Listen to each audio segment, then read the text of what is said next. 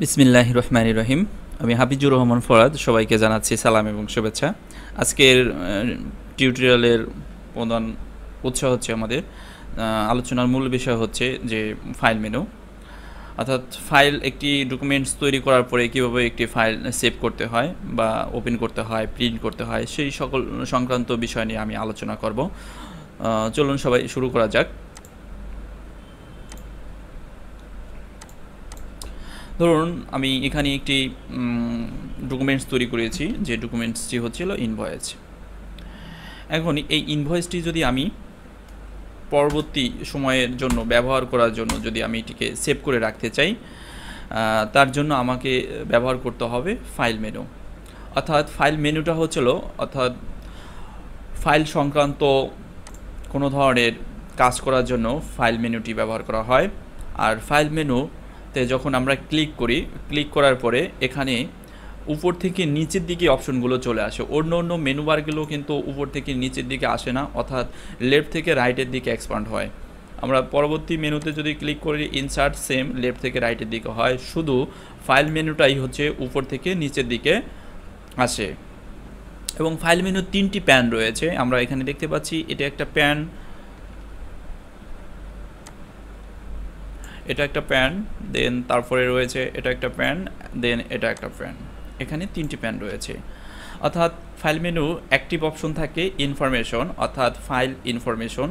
আমরা information about document on নামে এই দেখতে পাচ্ছি। এই ডকুমেন্টের নাম হচ্ছে 1, আর এটি সবসময়ের জন্য ওপেন থাকে। তো প্রথমত আমরা ফাইল মেনুর সেভ করা অপশনটি দেখব, কিভাবে একটি ফাইল সেভ করতে হয়। তো ফাইল সেভ করার জন্য আমরা ফাইল মেনু থেকে সেভে ক্লিক করব। তো ফাইল সেভ করার জন্য এখানে একটি ফাইলের নাম চাচ্ছে, অর্থাৎ আপনি যে ধরনের কাজ করবেন সেটার উপরে ভিত্তি করে এখানে একটি ফাইল নেম লিখবেন। যেমন আমি এখানে ইনভয়েস তৈরি করেছি, ইনভয়েস। এখন আমি ফাইলটি সেভ করব। এখন এই ফাইলটি সাধারণত ডিফল্ট হিসেবে সেভ হয় ডকুমেন্টস নামে যে ফোল্ডার থাকে সেই ফোল্ডারের ভিতরে সেভ হয়। এখন আপনি যদি অন্য কোনো লোকেশনে ফাইলটি সেভ করতে চান, সেই ক্ষেত্রে আমরা এখানে কম্পিউটারের উপরে যদি আমরা ক্লিক করি, কম্পিউটারের উপরে ক্লিক করার পরে এখান থেকে লোকাল ডিস্ক সি, ডি, ই, অর্থাৎ বিভিন্ন ধরনের ড্রাইভ রয়েছে। আপনি যে ড্রাইভের ভিতরে সংরক্ষণ করতে চান সেই ড্রাইভটিকে সিলেকশন করে দেবেন। তাহলে আমি এখান থেকে অফিস নামে যে ড্রাইভ রয়েছে সেই ড্রাইভের ভিতরে সেভ করব এবং এখানে কোনো একটি ফোল্ডারের ভিতরে সেভ করব। এবং এখানে যদি কোনো ফোল্ডার তৈরি করা না থাকে তাহলে আমরা একটি ফোল্ডার তৈরি করে নেব, আর যদি তৈরি করা থাকে সেই ক্ষেত্রে আমরা সেই ফোল্ডারটিকে সিলেকশন করে দেব। তাহলে আমরা এখানে ফোল্ডার দেখতে পাচ্ছি যে অফিস নামে যে ফোল্ডার রয়েছে সেই ফোল্ডারটিকে আমরা সিলেকশন করেছি। সিলেকশন করার পরে এই ফোল্ডারের ভিতরে আবার কতগুলো ফোল্ডার রয়েছে, তো আমি এখানে ওয়ার্ড ডকুমেন্ট যেহেতু, এজন্য আমি ওয়ার্ড ডকুমেন্টের মধ্যে এটি সেভ করব। এবার এই ফাইলের ফরম্যাটটা কি হবে সেটা আমরা এখান থেকে জেনে নেব। Save as type. Save as type সাধারণত ডিফল্ট থাকে ওয়ার্ড ডকুমেন্ট, DOCX। অর্থাৎ DOCXটা কি? অর্থাৎ মাইক্রোসফট ওয়ার্ডের ফাইল এক্সটেনশন। ফাইল এক্সটেনশন আবার কি? ফাইল এক্সটেনশনটা হচ্ছে যে প্রত্যেকটা ফাইল নেমের পরে একটা এক্সটেনশন থাকে, যে ওই ফাইলটি কোন জাতের বা কোন ফরম্যাটের, কোন সফটওয়্যারের সেটি বোঝার জন্য। যেমন ইনভয়েস নামে তো মাইক্রোসফট এক্সেলও ফাইল থাকতে পারতো, বা পাওয়ার পয়েন্টে থাকতে পারে, বা আদার অন্য কোনো প্রোগ্রামে থাকতে পারে। আর এটি বোঝার জন্যই মূলত এই এক্সটেনশনগুলো ব্যবহার করা হয়, যাতে করে আমরা সহজে বুঝতে পারি যে এই ফাইলটি ওয়ার্ড ডকুমেন্টের বা এক্সেলের বা আদার অন্য কোনো ফরম্যাটের। তাহলে আমরা এখান থেকে সেভ অ্যাজ টাইপ থেকে বিভিন্ন ফরম্যাট রয়েছে, যে ফরম্যাটে আমরা ফাইলগুলো সেভ করতে পারি। সাধারণত এখানে আমরা PDF-এ সেভ করতে পারি, তারপরে 97 থেকে 2003 টেমপ্লেটস হিসেবে সেভ করতে পারি।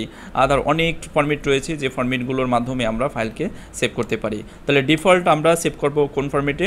ওয়ার্ড ডকুমেন্টস নামে যে ফরম্যাট রয়েছে DOCX, এই ফরম্যাটে সেভ করব এবং সেভ বাটনে ক্লিক করে আমি এটিকে সেভ করছি।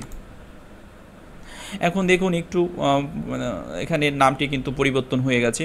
এখানে ডকুমেন্ট অন নামে আগে ছিল, এখন ইনভয়েস ডট docx নামে এখানে চলে আসছে। তাহলে আমরা বুঝতে পারলাম যে একটি ফাইল কিভাবে সেভ করতে হয়। তো একটি ফাইল সেভ করার পরে আমরা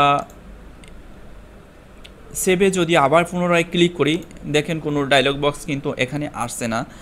তার মানে একটি ফাইল সেভ করার পরে পুনরায় ওই ফাইলটিকে যদি আপনি সেভ করতে চান তাহলে কিন্তু আর কোনো ডায়লগ বক্স আসবে না। অতএব আমরা যদি এখানে সামথিং কিছু কাজ করি, সাপোজ এখানে হালকা কিছু যদি আমি কিছু লেখালেখি করি,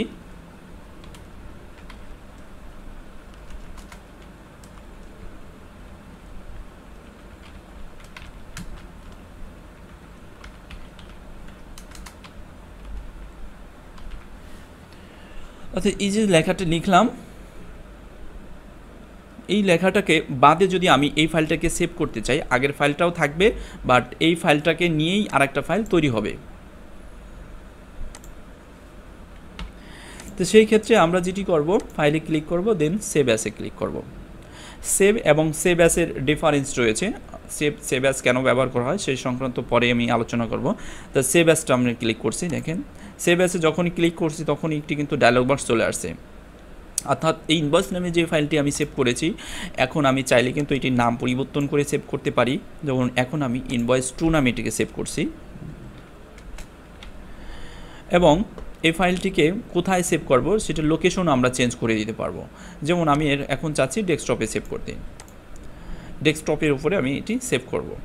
ডেস্কটপের উপরে সেভ হলো, এবং এটিকে যদি আমি পাসওয়ার্ড দ্বারা সংরক্ষণ করতে চাই, অর্থাৎ invoice2 নামে যে ফাইলটি এখন সেভ করব, তাহলে টুলস অপশনে ক্লিক করব, দেন জেনারেল অপশনে ক্লিক করব। সেভ পাসওয়ার্ড টু ওপেন বক্সে পাসওয়ার্ড টাইপ করব, এনি ক্যারেক্টার বা লেটার, দেন আমরা পরবর্তীতে ওকেতে ক্লিক করব। পুনরায় আবার ইন্টার পাসওয়ার্ড টু ওপেন 1 2 3 ওকে। এবার সেভে ক্লিক করে বেরিয়ে আসছে। তাহলে এই ফাইলটি সেভ হয়ে গেল। তো সেভ করার পরে আমি ফাইলটিকে একটু ক্লোজ করব। তো ক্লোজ করার জন্য ফাইল থেকে ক্লোজে ক্লিক করবেন, এবং কিবোর্ড থেকে করার জন্য Ctrl+W প্রেস করলে এটি ক্লোজ হয়ে যাবে। এবং এটিও আমি ক্লোজ করে দিলাম, দুটি ফাইলই ক্লোজ করলাম। এখন কোনো ফাইল নেই আমার হাতে। এখন ফাইল ওপেন করার পালা। এখন ফাইল কিভাবে ওপেন করতে হবে, ফাইলে ক্লিক, দেন ওপেনে ক্লিক। এখন আমাদের ফাইল ওপেন করার পালা। তা ওপেন আমরা কিভাবে করব, আমাদের লোকেশনে যেতে হবে, অর্থাৎ কোন ফাইলটি ওপেন করব, ডেস্কটপের মধ্যে যে ফাইলটি আমি সেভ করেছি সেই ফাইলটি ওপেন করব। ডেস্কটপের উপরে ক্লিক করলাম এবং এটিকে নিচের দিকে নিয়ে আসব। invoice2 নামে ফাইলটি আমি সেভ করেছিলাম, 2, দেন ওপেন। এবার দেখেন পাসওয়ার্ড চাচ্ছে, ডাইরেক্টলি কিন্তু ফাইলটি ওপেন হচ্ছে না। 1 2 3 দেন ওকে, ওকে, ওপেন হয়ে গেল। তাহলে এভাবে আমরা একটি ফাইল অর্থাৎ সেভ এবং সেভ অ্যাসের মাধ্যমে কাজ করতে পারবো। এবং আগের যে ফাইলটা ছিল অর্থাৎ ওপেন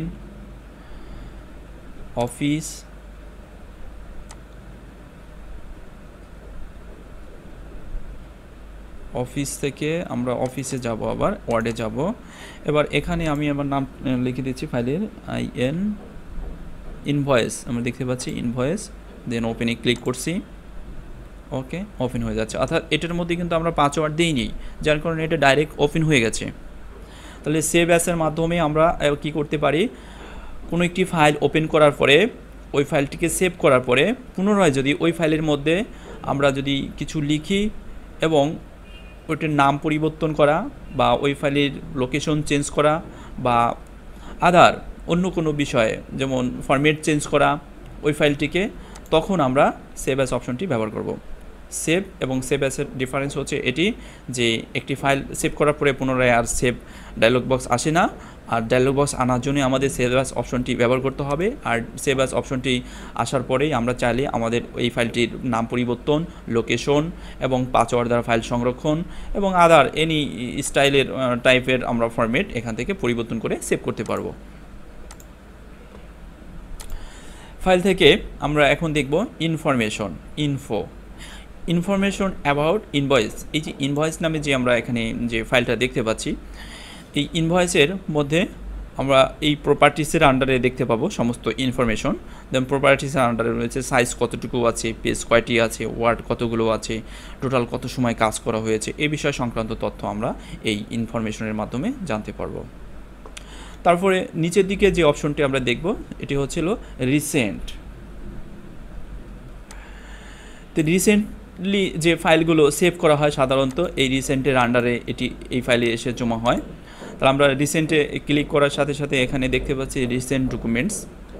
একটু আগে যে ফাইলগুলো আমরা সেভ করেছি সেই ফাইলের নামগুলো এখানে চলে আসছে, recent invoice, invoice 2, sales invoice, এবং এটি কোনটাকে সেভ করা হয়েছে সেটার লোকেশন আমরা এখানে দেখতে পাবো রিসেন্ট প্যালেসের আন্ডারে।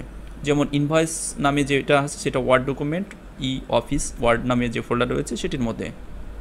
ইনভয়েস 2 এটি সেভ করা হয়েছে ডেস্কটপের উপরে, সেই লোকেশনটা আমরা এখানে দেখতে পাচ্ছি।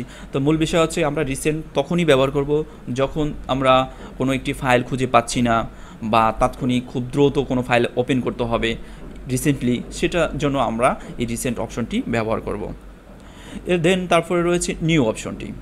ফাইল থেকে নিউ, নতুন কোনো ফাইল ক্রিয়েট করার ক্ষেত্রে, নতুন কোনো ডকুমেন্টস তৈরি করার ক্ষেত্রে আমরা এই ফাইল থেকে নিউ অপশনটি ব্যবহার করব। তো নিউতে আসার পরে আমরা এখানে প্রথম যে অপশনটি দেখতে পাচ্ছি এটার নাম হচ্ছে ব্ল্যাঙ্ক ডকুমেন্ট, অর্থাৎ ব্ল্যাঙ্ক ডকুমেন্টে দেখেন অ্যাক্টিভ রয়েছে, এটি অ্যাক্টিভ রেখেই দেন আমাদের ক্রিয়েট অপশনটিতে ক্লিক করতে হবে, তাহলে আমরা নতুন ডকুমেন্ট তৈরি করতে পারবো। তা আশা করি সবাই বুঝতে পারছেন যে ফাইল মেনুর আমি যে বিষয়ে আলোচনা করেছি, save as, open, close, info, recent এবং নিউ, এবং পরবর্তী অপশনগুলো আমরা পরবর্তী ভিডিও টিউটোরিয়ালে দেখব। সে পর্যন্ত সবাই ভালো থাকুন, সুস্থ থাকুন, আল্লাহ হাফেজ। ভিডিও শেষে আপনার কাছে ছোট্ট একটি অনুরোধ করিব, যদি এই ভিডিওটি ভালো লাগে অবশ্যই লাইক, কমেন্ট এবং শেয়ার করে আপনি আপনার বন্ধু এবং বান্ধবীর মাঝে ছড়িয়ে তাদের উপকার করতে পারেন, এবং আমাদের চ্যানেলটি সাবস্ক্রাইব করে রাখুন যাতে করে পরবর্তী ভিডিওগুলো দেখতে পান। Thank you.